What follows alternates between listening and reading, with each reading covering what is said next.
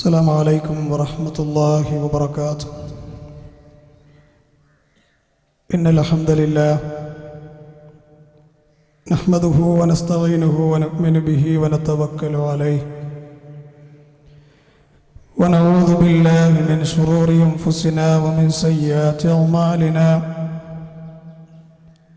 من يهده الله فلا مضل له ومن يضلله فلا هادي له.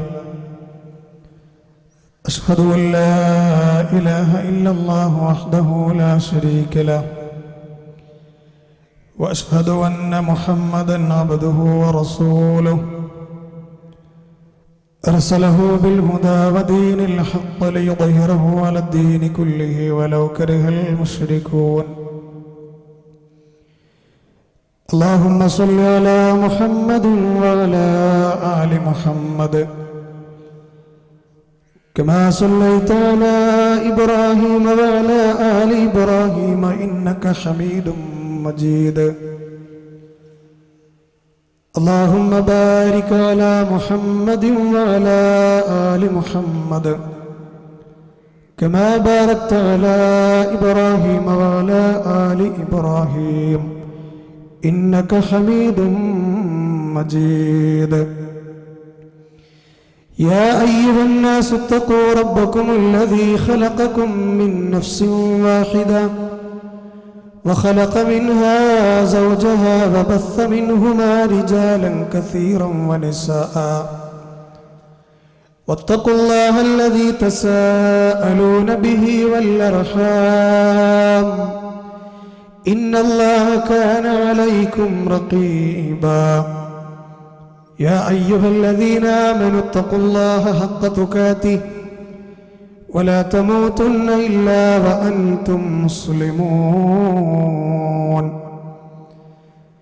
أما بعد فإن خير الكلام كلام الله وخير السنن سنن محمد صلى الله عليه وسلم وشر الأمور محدثاتها وكل محدثة بدعة وكل بدعة ضلالة وكل ضلالة في النار. أعوذ بالله من الشيطان الرجيم. بسم الله الرحمن الرحيم. قل صدق الله فاتبعوا ملة إبراهيم حنيفا فاتبعوا ملة إبراهيم حنيفا وما كان من المشركين. الله أكبر الله أكبر الله أكبر لا إله إلا الله والله أكبر الله أكبر ولله الحمد. പ്രിയങ്കരായ സ്നേഹം നിറഞ്ഞ സത്യവിശ്വാസികളെ സത്യവിശ്വാസിനികളെ, അല്ലാഹുവിൻ്റെ മഹത്തായ അനുഗ്രഹത്താൽ ത്യാഗസ്മരണകൾ ഉറങ്ങുന്ന പരിശുദ്ധമായ ബലിപെരുന്നാളിൻ്റെ സുദിനത്തിൽ അവനേറെ ഇഷ്ടപ്പെടുന്ന ഒരു മജ്ലിസിൽ ഒരുമിച്ചിരിക്കാൻ റഹ്മാനായ റബ്ബ് നമുക്ക് അവസരം നൽകിയിരിക്കുകയാണ്. ഇത്തരത്തിലുള്ളൊരവസ്ഥയെ അനുകൂലമാക്കിയ റഹ്മാനായ റബ്ബിനെ സ്തുതിക്കുകയാണ്. അൽഹംദുലില്ലാഹ്. അല്ലാഹു നമ്മുടെ നമസ്കാരത്തെയും ഈ ഈദിനെയും ഒരു സ്വാലിഹായ അമലായി നമ്മളിൽ നിന്ന് കബൂലാക്കുമാറാവട്ടെ. ഇത്തരുണത്തിൽ എല്ലാ സഹോദരീ സഹോദരങ്ങൾക്കും ഈദാശംസകൾ നേരുകയാണ്. തഖബ്ബലല്ലാഹു മിന്നാ വമിൻകും അസ്വാലിഹുൽ അഅമാൽ.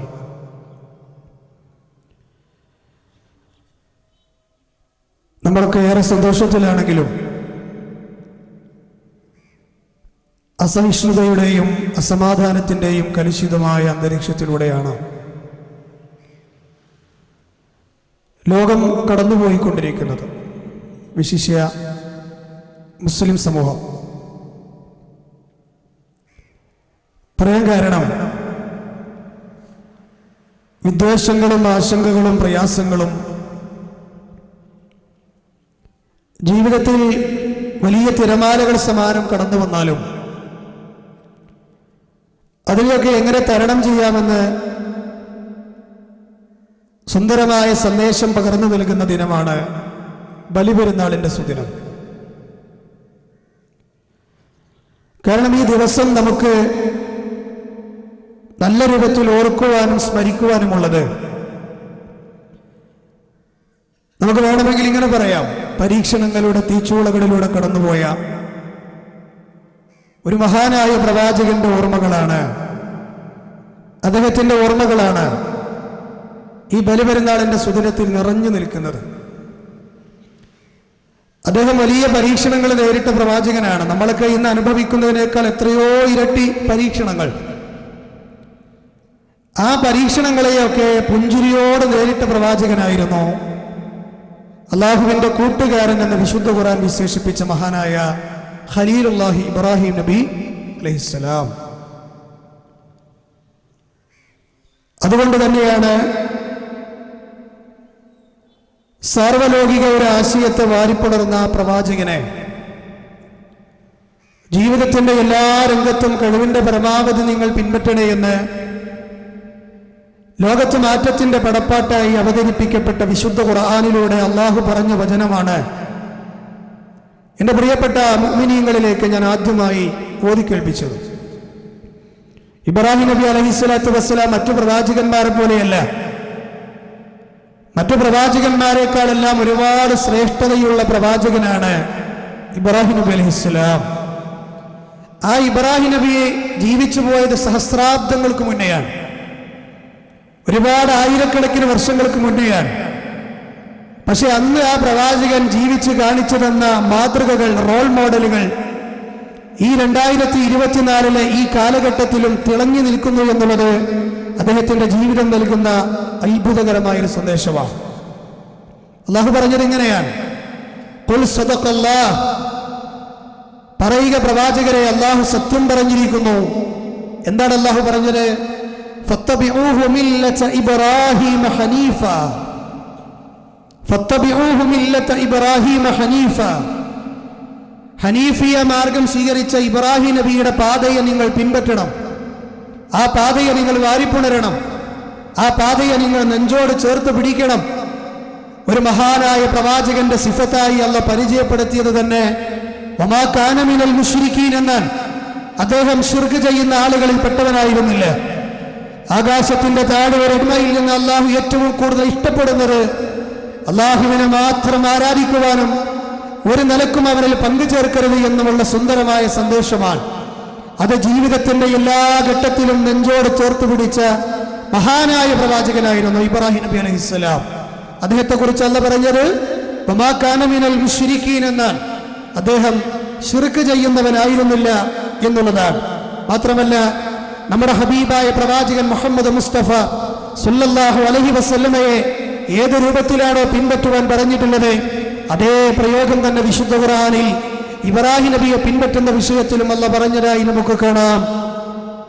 എന്താ അല്ലാഹു പറഞ്ഞത്? ഖദ് കാനത ലക്കും ഉസ്വത്തുൻ ഹസനത്തുൻ ഫീ ഇബ്രാഹിം, തീർച്ചയായും ഇബ്രാഹിം നബിയിൽ നിങ്ങൾക്ക് മാതൃകയുണ്ട് എന്നല്ല, ഉദാത്തമായ മാതൃക, ചാണിന് ചാണായി മുഴത്തിന് മുഴമായി നിങ്ങൾ പിൻപറ്റിക്കഴിഞ്ഞാൽ ഒരിക്കലും ജീവിതത്തിൽ നഷ്ടം വരാൻ സാധിക്കാത്ത രൂപത്തിൽ മാതൃകായോഗ്യതയുള്ള ജീവിതം നയിച്ച മഹാപ്രവാചക മുൻകവനായിരുന്നു മഹാനായ ഇബ്രാഹിം നബി അലൈഹി സ്വലാത്തു വസ്സലാം. നമുക്കറിയാം, ലോകത്ത് മുസ്ലിമീങ്ങളെ ഇന്ന് ഒറ്റപ്പെടുത്താൻ ശത്രുക്കൾ ഒരുപാട് ശ്രമിച്ചുകൊണ്ടിരിക്കുകയാണ്. അത് ഒറ്റയായും തെറ്റയായും അതുപോലെ തന്നെ എല്ലാ സംവിധാനങ്ങളും ഉപയോഗിച്ചുകൊണ്ടും അത് സംഭവിച്ചുകൊണ്ടിരിക്കുന്നുണ്ട്. എങ്കിലും സഹോദരങ്ങളെ, അതിൻ്റെ എല്ലാം മുന്നിൽ എങ്ങനെ പിടിച്ചു നിൽക്കാം, എങ്ങനെയാണ് പരീക്ഷണങ്ങളുടെ മുന്നിൽ പതറാതെ പിടിച്ചു നിൽക്കാൻ സാധിക്കുക എന്ന് കാണിച്ചു തന്ന പ്രവാചകനാണ് ഇബ്രാഹിം നബി അലൈഹിസ്സലാം. അദ്ദേഹത്തിന്റെ ജീവിതത്തിൽ അദ്ദേഹം അനുഭവിക്കാത്ത പ്രയാസങ്ങളില്ല. മക്കളില്ലാതെ പ്രയാസപ്പെട്ടിട്ടുണ്ട്. അതുപോലെ തന്നെ പ്രാർത്ഥിച്ച് കിട്ടിയ കുട്ടിയെ സ്വന്തം കരങ്ങൾ കൊണ്ട് കഴുത്തിൽ കത്തിവെക്കാൻ അള്ളാഹു അദ്ദേഹത്തെ തന്നെ ഏൽപ്പിച്ചിട്ടുണ്ട്. സ്വന്തം ജീവന്റെ ജീവനതുല്യം സ്നേഹിച്ച ഭാര്യയെയും ആ ചോരപ്പൈതലിനെയും ഇന്ന് കാണുന്ന പോലത്തെ മക്കയല്ല, ജനതാമസമില്ലാത്ത, കഅബയില്ലാത്ത, മസ്അറു ഹറാമുകളില്ലാത്ത, സഈ ചെയ്യുന്ന സ്ഥലങ്ങളില്ലാത്ത ആ ഇടങ്ങളിലേക്ക് മഹാനായ ഇബ്രാഹിം നബിയുടെ ഭാര്യയെ കൊണ്ടുപോയി ആക്കാൻ അല്ല പറയാൻ. ഭാര്യയെ മാത്രാണോ, അദ്ദേഹത്തിന്റെ മകനെയും കൊണ്ടുപോയി ആക്കാൻ അല്ല പറയുകയാണ്. എന്നിട്ട് അദ്ദേഹത്തോട് അല്ല പറഞ്ഞു, കിലോമീറ്ററുകൾ അകലെയുള്ള ആ ഇറാഖിലേക്ക് താങ്കൾ തിരിച്ചു പോകണമെന്നാണ്. ആ ഇബ്രാഹിം നബി അലൈഹിസ്സലാത്തു വസ്സലാം അള്ളാഹുവിന്റെ കൽപ്പന വന്നപ്പോൾ അതിന്റെ എല്ലാം മുന്നിൽ അള്ളാഹുവിന്റെ മുന്നിൽ കീഴടങ്ങി കൊടുത്ത പ്രവാചകനായിരുന്നു ഇബ്രാഹിം നബി അലൈഹിസ്സലാം. അതുകൊണ്ടാണ് ആ ഇബ്രാഹിം നബിയെ കുറിച്ച് അല്ല പറഞ്ഞത്, ഇബ്രാഹിം നബി അലൈഹിസ്സലാം കടമകൾ പൂർത്തീകരിച്ച പ്രവാചകനാണ്. ജീവിതത്തിൽ എന്തെല്ലാം കടമകൾ പൂർത്തീകരിക്കാനാണോ ഒരടിമയോടല്ല പറഞ്ഞിട്ടുള്ളത്, അതെല്ലാം ജീവിതത്തിൽ പൂർത്തീകരിച്ച മഹാനായ പ്രവാചകനായിരുന്നു ഇബ്രാഹിം നബി അലൈഹിസ്സലാത്തു വസ്സലാം എന്ന് നമുക്ക് കാണുവാൻ സാധിക്കും. മുഅ്മിനീങ്ങളെ, ഞാൻ കുറെ പറയേണ്ട ആവശ്യമില്ല. നമുക്കറിയാം ജീവിതത്തിൽ എന്ത് പരീക്ഷണങ്ങൾ, അത് ശാരീരികമായും മാനസികമായും സാമ്പത്തികമായും ജീവിതത്തിന്റെ ഏത് രംഗത്ത് നിന്ന് കടന്നു വന്നാലും ഒരു മുഅ്മിനിന്റെ നാവിൽ നിന്ന് വരേണ്ട വചനമാണ് ഹസ്ബി അല്ലാഹ് വനിഅമൽ വകീൽ. ഹസ്ബി അല്ലാഹ് വനിഅമൽ വകീൽ. എനിക്ക് എന്റെ റബ്ബ് മതിയായവനാണ്, ഞാൻ അവരിൽ എന്റെ ജീവിതത്തെ സമർപ്പിക്കുന്നവനാണ്. ഞാൻ ഇന്ന് അനുഭവിക്കുന്ന മനോവ്യതകൾ, ഞാൻ ഇന്ന് അനുഭവിക്കുന്ന മാനസിക ടെൻഷൻസുകൾ, മാനസിക സംഘർഷങ്ങൾ, ഞാൻ ഇന്ന് അനുഭവിക്കുന്ന ഏതേത് പ്രതിസന്ധികളുണ്ടോ അതെല്ലാം ഞാൻ എന്റെ റബ്ബിനെ ഏൽപ്പിക്കുകയാണ്. കാരണം ജീവിതത്തിൽ വലിയ പ്രതിസന്ധികൾക്ക് മുന്നിൽ ചെന്ന് നിൽക്കേണ്ടി വന്ന ആ മഹാനായ പ്രവാചകൻ പറഞ്ഞ വാക്കായിരുന്നു ഹസ്ബി അല്ലാഹ്. ഹസ്ബി അല്ലാഹ് വനിഅമൽ വകീൽ. എനിക്ക് എന്റെ റബ്ബ് മതിയായവനാണ്, ഞാൻ അവരിൽ എന്റെ ജീവിതത്തെ സമർപ്പിക്കുകയാണ് എന്ന് പറഞ്ഞ പ്രവാചകൻ. മാത്രമല്ല അദ്ദേഹം റബ്ബിനോട് പറഞ്ഞൊരു വാക്ക് തന്നെ നമുക്ക് കാണാം, വഖാല ഇന്നി ദാഹിബുൻ ഇലാ റബ്ബി സയഹ്ദീൻ. എന്റെ റബ്ബ് എനിക്ക് കാണിച്ചു തരും യഥാർത്ഥ വഴി, തീർച്ചയായും ആ വഴിയെ ഞാൻ നടക്കുകയുള്ളൂ എന്ന് പറഞ്ഞ പ്രവാചകൻ. ഈ ഇരിക്കുന്ന എല്ലാ മുഅ്മിനീങ്ങളോടും എനിക്ക് പറയാനുള്ളത്, നമ്മൾ ഇന്ന് ജീവിതത്തിൽ ചെയ്തുകൊണ്ടിരിക്കുന്ന ഒട്ടനവധി ഹറാമുകൾ ഉണ്ടാവും. അത് കണ്ടുകൊണ്ടാകാം, അത് മനസ്സുകൊണ്ടാകാം, അത് നാവുകൊണ്ടാകാം, സാമ്പത്തിക രംഗത്താകാം, സ്വകാര്യ മേഖലകളിലാകാം, കുടുംബജീവിതത്തിലാകാം, അതുപോലെ തന്നെ പല രംഗങ്ങളിലാകാം. ആ രംഗങ്ങളിൽ നിന്നെല്ലാം തിരിഞ്ഞു നടക്കാൻ സുന്ദരമായ മാതൃക കാണിച്ചു തന്നു ഇബ്രാഹിം നബി അലൈഹിസ്സലാം എന്ന് അദ്ദേഹത്തിന്റെ ജീവിതത്തിൽ നമുക്ക് കാണുവാൻ സാധിക്കും. അദ്ദേഹം റബ്ബിനോട് പറഞ്ഞ വാക്കിതാൻ, എന്റെ റബ്ബി എനിക്ക് സന്മാർഗം കാണിച്ചു തരും. അല്ലദീ ഖലഖനി ഫഹുവ യഹ്ദീൻ. അവനാണ് എന്നെ സൃഷ്ടിച്ചത്, എനിക്ക് അന്നം നൽകിയത്. എന്നെ സൃഷ്ടിച്ചത് എന്ന് പറഞ്ഞതുകൊണ്ട് മാത്രം അവിടെ നിർത്താൻ പാടില്ല. എനിക്ക് അന്നം നൽകിയത്, എനിക്ക് വായു നൽകിയത്, എന്റെ ജീവിതത്തെ തിട്ടപ്പെടുത്തിയത്, എനിക്ക് കുടുംബത്തെ നൽകിയത്, എല്ലാവിധ അനുഗ്രഹങ്ങളും ഞാൻ ചോദിച്ചതും ചോദിക്കാത്തതുമെല്ലാം എനിക്ക് നൽകിയത് എന്റെ റബ്ബാണ്.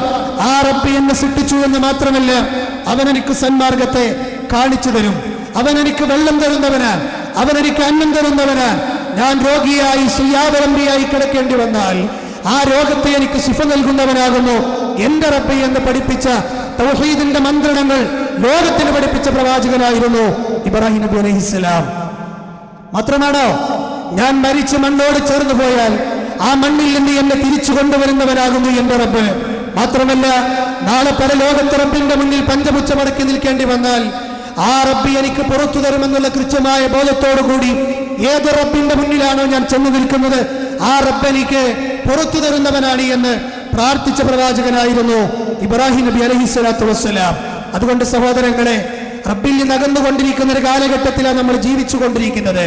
ലോകം നിയന്ത്രിക്കുന്നത് ഏതോ ഒരു ജില്ലയിൽ നമ്മളെപ്പോലെ ഏതോ ഒരു ഉമ്മയുടെ ഗർഭാശയത്തിന്റെ അറകളിൽ പിറന്ന ഒരു കേവലമായ ഒരു മനുഷ്യനാണ് ലോകം നിയന്ത്രിക്കുന്നത് എന്ന് പറയുന്ന അതീവ അപകടകരമായ വാദങ്ങളിലേക്ക് ഷഹാദത്ത് കലിമ ഉച്ചരിക്കുന്ന, ഒരേ കഅബയിലേക്ക് തിരിഞ്ഞ് നമസ്കരിക്കുന്ന, ഒരേ റബ്ബിനെ വിളിക്കാൻ പഠിപ്പിക്കപ്പെട്ട, ഒരേ പ്രവാചകന്റെ അനുയായികളായ, ഒരു മഹാവേദഗ്രന്ഥത്തിന്റെ അനുയായികളായ ഈ സമൂഹം ഇന്ന് ഏതോ ഒരു മനുഷ്യനാണ് ലോകം നിയന്ത്രിച്ചു കൊണ്ടിരിക്കുന്നത് എന്ന് പറയുന്ന മഹാദുരന്തപൂർണമായ ഒരു വാദത്തിലേക്ക് എത്തിപ്പെടുമ്പോ തന്റെ ജീവിതത്തിൽ വരുന്ന സങ്കടങ്ങളെയെല്ലാം തൗഹീദിന്റെ പ്രഖ്യാപനം നടത്തിയ ഇബ്രാഹിം നബി കാണിച്ചു വന്ന ഹജ്ജിന്റെ ആ തൽബിയത്തുണ്ടല്ലോ, ആ തൽബിയത്തിനെ അടക്കം മറന്നുകൊണ്ട് മനുഷ്യരുടെ കരങ്ങളാൽ കെട്ടിയുയർത്തപ്പെട്ട ജാറങ്ങളുടെ മുന്നിലേക്ക്, മഖബറകളുടെ മുന്നിലേക്ക്, അതുപോലെ തന്നെ മാലകളിലൂടെയും മൗലൂദുകളിലൂടെയും പഠിപ്പിക്കപ്പെട്ട ശിർക്കിന്റെ വരികളിലേക്ക് ഈ മുസ്ലിം ഉമ്മത്തിൽപ്പെട്ട ചിലരെങ്കിലും ഇന്ന് എത്തിപ്പെടുമ്പോൾ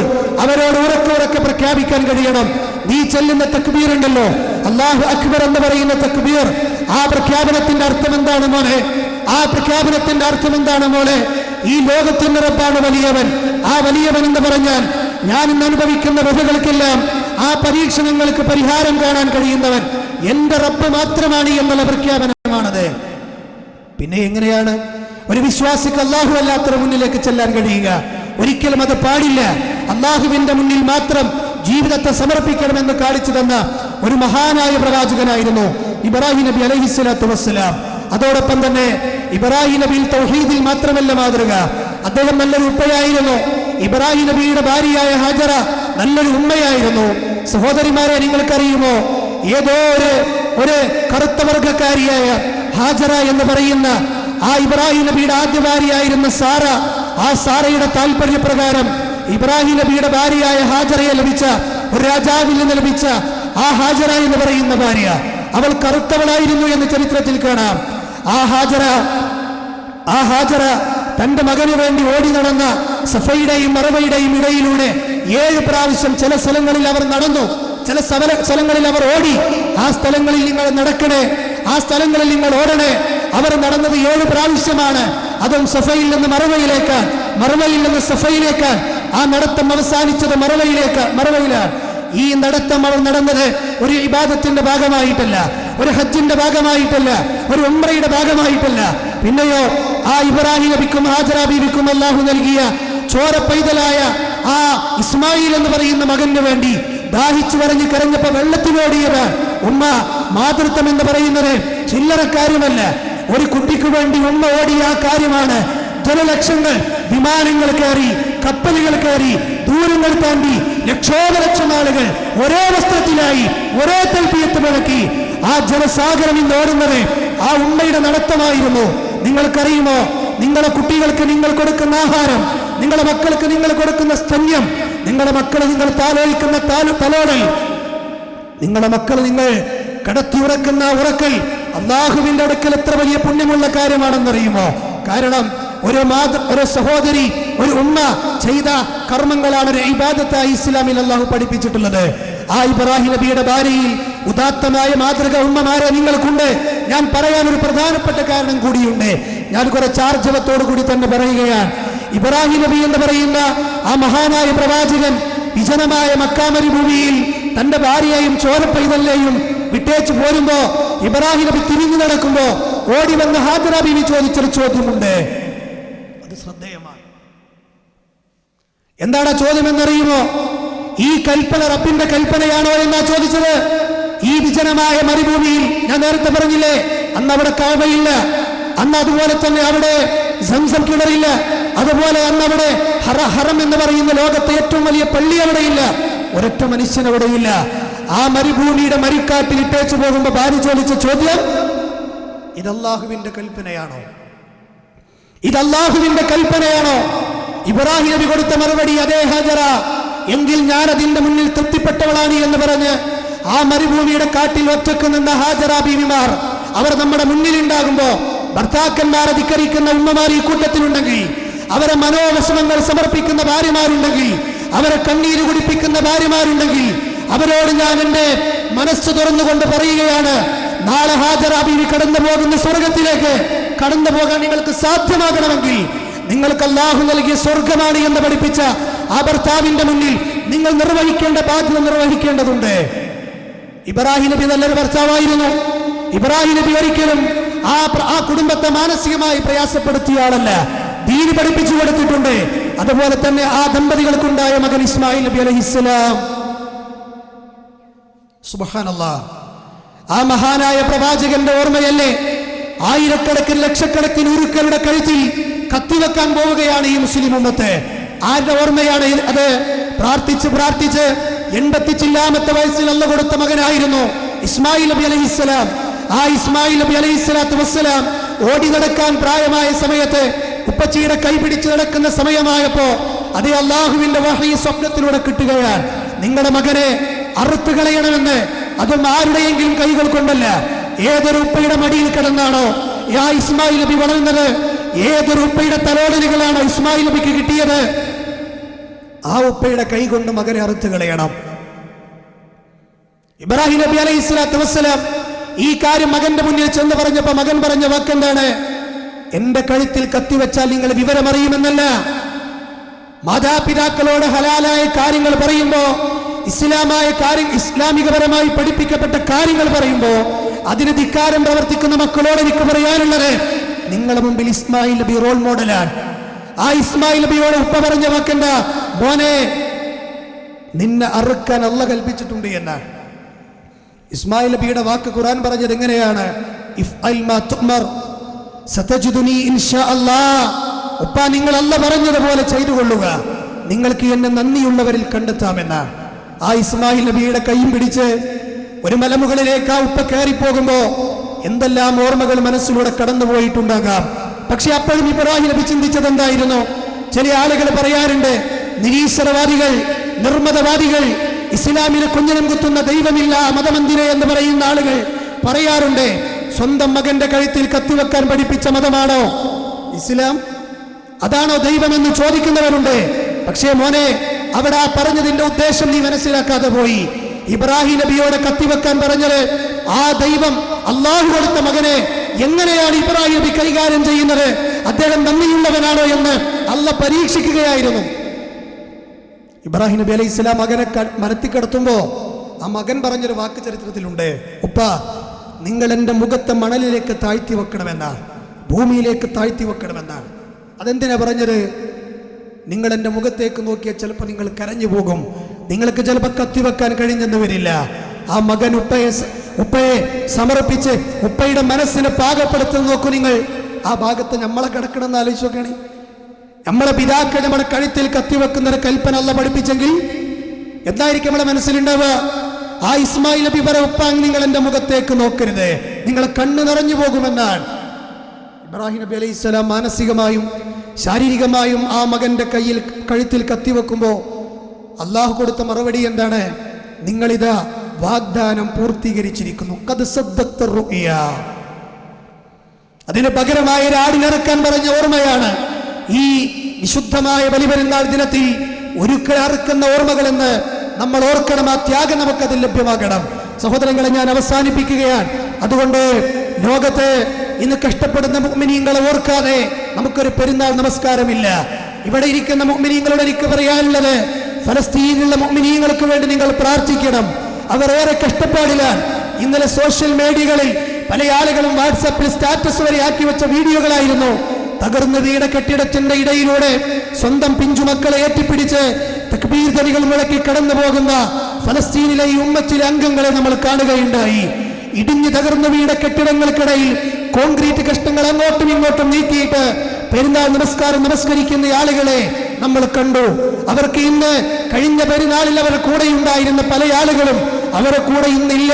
അതൊരു പക്ഷേ മക്കളാകാം, അതൊരു പക്ഷേ ഉമ്മച്ചിയാകാം, അതൊരു പക്ഷേ അവരുടെ ഉപ്പയാകാം, അതൊരു പക്ഷേ അവരുടെ മാതാപിതാക്കൾ നഷ്ടപ്പെട്ട മക്കളാകാം. പലരും സങ്കടത്തിലാണ്.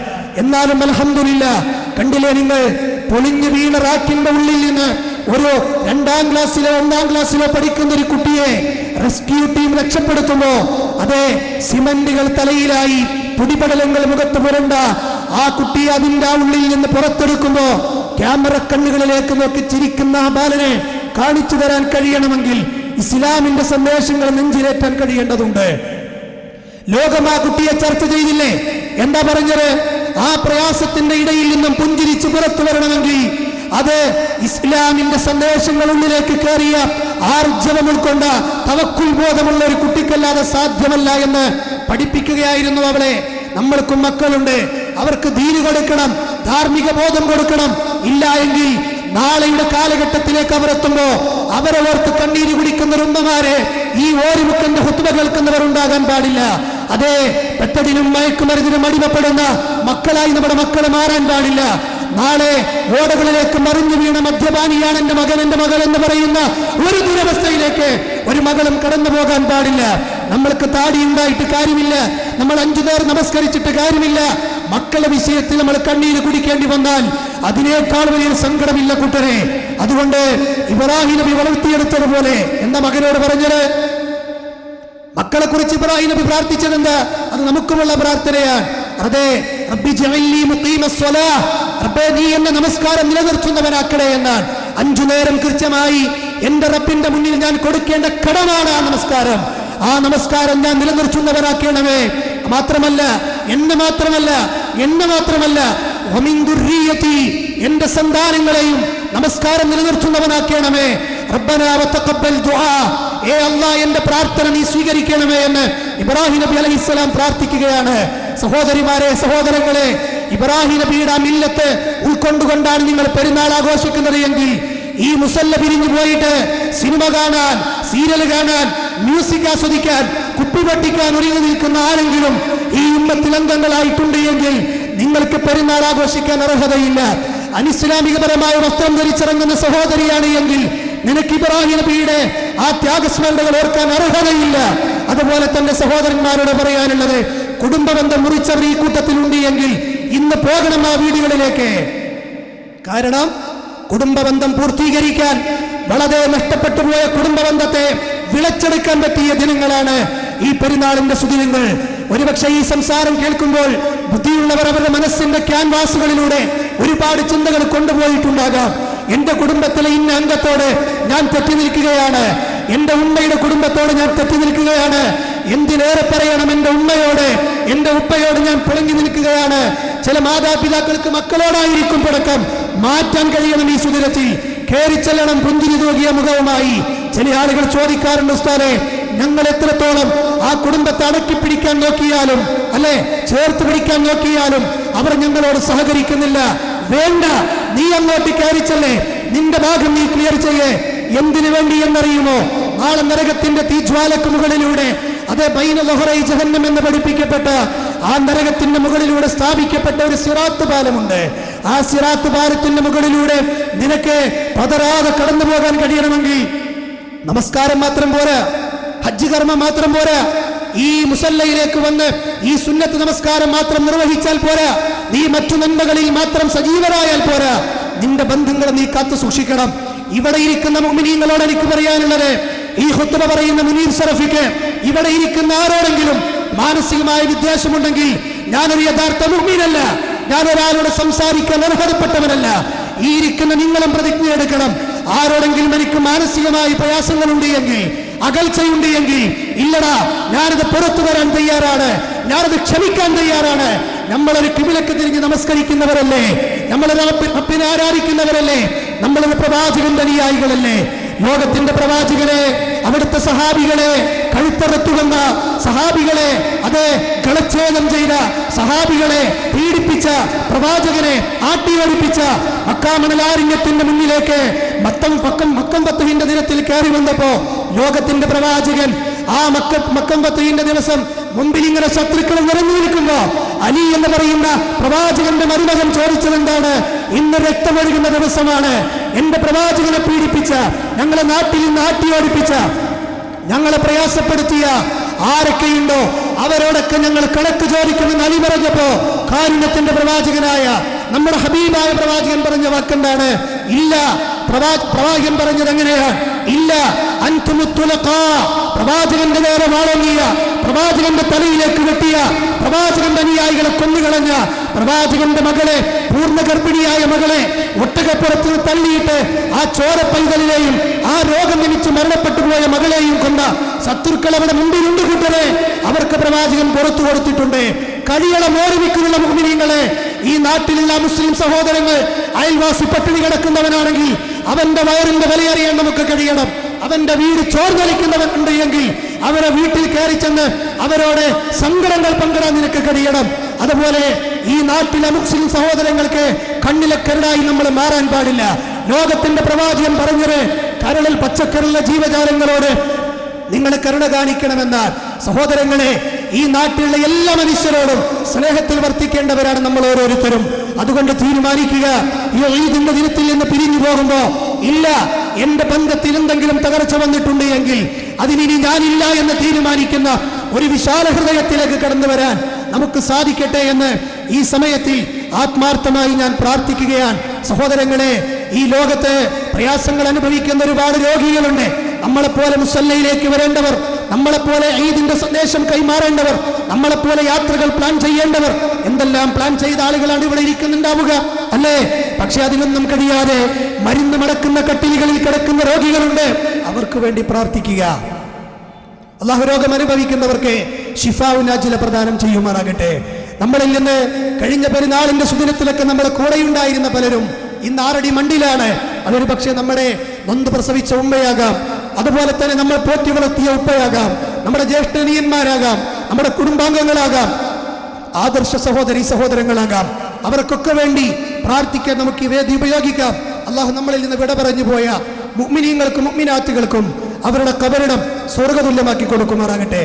മാനസികമായും സാമ്പത്തികമായും ശാരീരികമായും പ്രയാസങ്ങൾ അനുഭവിക്കുന്ന ഒട്ടനവധി ആളുകൾ ഈ കൂട്ടത്തിലുണ്ട്. അള്ളാഹു എല്ലാവർക്കും സന്തോഷകരമായ സമാധാനകരമായ നിർഭയത്വമുള്ള ജീവിതം നൽകി അനുഗ്രഹിക്കുമാറാകട്ടെ. നാളെ പരലോകത്ത് ഒരു വിഭാഗത്തെ സ്വർഗത്തിലേക്കും മറുവിഭാഗത്തെ നരകത്തിലേക്കും അള്ളാഹു തിരിച്ചുവിടുമ്പോൾ സ്വർഗത്തിലേക്ക് സന്തോഷത്തോടെ കടന്നു പോകുന്ന വിജയികളിൽ അള്ളാഹു നമ്മെ ഉൾപ്പെടുത്തുമാറാകട്ടെ. ലോകത്തിന്റെ പല കോണുകളിൽ പ്രയാസങ്ങൾ അനുഭവിക്കുന്ന ഈ ഉമ്മത്തിലെ അംഗങ്ങളുണ്ട്. അള്ളാഹു അവർക്ക് നിർഭയത്വവും സമാധാനവും സന്തോഷവും പകർന്നു നൽകുമാറാകട്ടെ. എല്ലാ ഫിത്നകളിൽ നിന്നും എല്ലാ മുസീബത്തുകളിൽ നിന്നും അള്ളാഹു നമ്മയും നമ്മുടെ കുടുംബത്തെയും സമൂഹത്തെയും കാത്തുരക്ഷിക്കുമാറാകട്ടെ. ഈ ഈദ്ഗാഹിന് വേണ്ടി രാവിലെ ഓടി വന്ന് ഒരുപാട് പ്രയാസപ്പെട്ട് വളരെ ചുരുങ്ങിയ ആളുകൾ, ഞാൻ ആരെയും കുറ്റപ്പെടുത്തുന്നില്ല, പെട്ടെന്ന് അധ്വാനിച്ച് സംവിധാനിച്ചതാണ് ഈ സംവിധാനം. ആകാശത്ത് മഴക്കാറ് മൂടുന്നുണ്ടോ, മഴ വരുന്നുണ്ടോ എന്നൊക്കെ നോക്കി പെട്ടെന്ന് തന്നെ ഈ ഒരു സംവിധാനം ഒരുക്കി. ഇവിടെ ആരൊക്കെ ഈ മുസല്ലയിൽ ഇരിക്കുന്നുണ്ടോ അതിൻ്റെയൊക്കെ കൂലി ഇന്നതിൻ്റെ പിന്നിൽ പണിയെടുത്തവരാണ് എന്ന് ഞാൻ അവരുടെ മനസ്സിന് സന്തോഷമേകാൻ കൂടി ആ കാര്യം ഞാൻ സൂചിപ്പിക്കുകയാണ്. ഇതിന്റെ പിന്നിൽ പണിയെടുത്ത നമ്മുടെ സജീവരായ പ്രവർത്തകർക്ക് അല്ലാഹു അർഹമായ പ്രതിഫലം നൽകുമാറാകട്ടെ. അതുപോലെ തന്നെ നമ്മുടെ പ്രിയപ്പെട്ട പ്രവർത്തകന്റെ ഭാര്യ, ഒരു യുവതിയായ ഭാര്യ, 4 മക്കളുണ്ട്, ക്യാൻസർ ബാധിച്ച് കഴിഞ്ഞ 2-3 ദിവസങ്ങൾക്ക് മുമ്പ് മുല കുടിക്കാൻ പ്രായമുള്ള ഒരു കുഞ്ഞിനെയും ബാക്കി വെച്ച് 6 അടി മണ്ണിലേക്ക് അവർ യാത്ര തിരിച്ചുപോയി. വലിയ രോഗം ബാധിച്ച് തിരിച്ചുപോയതാണ്. ഞാൻ ആത്മാർത്ഥമായിട്ട് വീണ്ടും പറയുകയാണ്, ഞാൻ പറയാൻ ആഗ്രഹിക്കുന്ന ഒരു കാര്യം, സഹോദരങ്ങളെ, ഇണക്കങ്ങളും പിണക്കങ്ങളും തീർക്കുക. സോറിയടാ, ഞാനത് ക്ഷമിച്ചിരിക്കുന്നടാ എന്ന് പക്ഷെ പറയാൻ പോലും സമയം കിട്ടിയെന്ന് വരില്ല നമുക്കാർക്കും. അതുകൊണ്ട് സഹോദരങ്ങളെ, ഒരിക്കലും ഗ്യാരണ്ടിയില്ലാത്ത ഈ ജീവിതത്തിൽ നമ്മളിൽ നിന്ന് വിട പറഞ്ഞു പോയ ആളുകൾക്ക് വേണ്ടി ആത്മാർത്ഥമായി പ്രാർത്ഥിക്കുക. അല്ലാഹു സുബ്ഹാനഹു വ തആല ഈ ഈദിന്റെ ദിനം അല്ലാഹുവിന് പൊരുത്തപ്പെട്ട ഹലാലായ രൂപത്തിൽ ആഘോഷിക്കാൻ അല്ലാഹു നമുക്കെല്ലാം തൗഫീഖിനെ പ്രദാനം ചെയ്യുമാറാകട്ടെ. റബ്ബനാ തഖബ്ബൽ മിന്നാ ഇന്നക അൻതസ് സമീഉൽ അലീം വതുബ് അലൈനാ ഇന്നക അൻതത് തവ്വാബുർ റഹീം. റബ്ബനാ ആതിനാ ഫിദ് ദുനിയ ഹസന വഫിൽ ആഖിറതി ഹസനതൻ വഖിനാ അദാബന്നാർ. ആമീൻ ആമീൻ ബിറഹ്മതിക യാ അർഹമർ റഹീമീൻ. സുബ്ഹാനകല്ലാഹുമ്മ ബിഹംദിക അഷ്ഹദു അൻ ലാ ഇലാഹ ഇല്ലാ അൻത അസ്തഗ്ഫിറുക വഅതൂബു ഇലൈക വആഖിറു ദഅവാനാ അനിൽ ഹംദുലില്ലാഹി റബ്ബിൽ ആലമീൻ. അസ്സലാമു അലൈക്കും വറഹ്മത്തുള്ളാഹി വബറകാതുഹു.